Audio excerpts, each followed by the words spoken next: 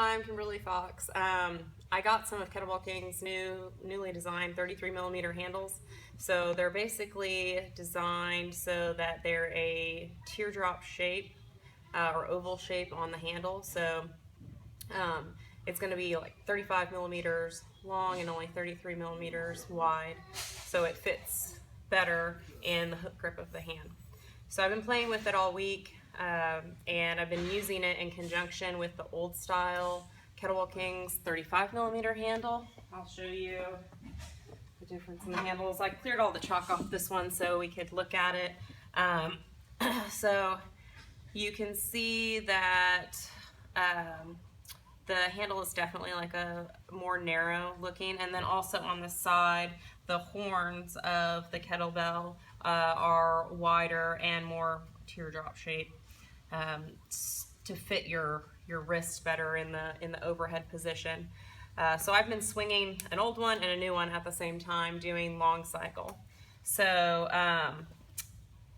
so what I've noticed is that I definitely really like the new 33 millimeter as far as the shape in your hand. I have pretty small hands for as tall as I am, so normally I have a really hard time getting a good finger lock on, especially on my first finger. But with this particular handle, I'm able to get a pretty good finger lock and still have a nice gap separation.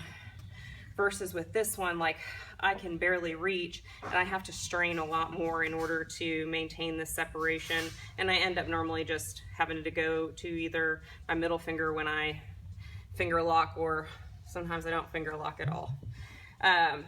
So I did notice that I had much less grip fatigue with this bell than I did with this, and I've been using this bell only on my weaker arm. So normally my right hand is my weaker hand, and if I'm going to start to lose grip, I almost always lose it on that side first. So I've been using this one on this side to kind of see if it's still the first one that goes, and it kind of evened it out evened out my grip strength between the two bells and swinging them at the same time. So I do like that a lot about this new bell.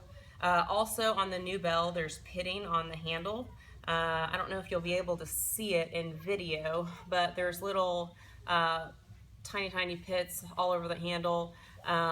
Most of them are pretty good as far as depth, so you'll get a nice grip after you take the initial varnish off the bell. You don't need to sand them very much at all, and then you'll still have a good grip even if you're not chalking it. Of course, like I always chalk mine, but you'll have a nice grip without chalk.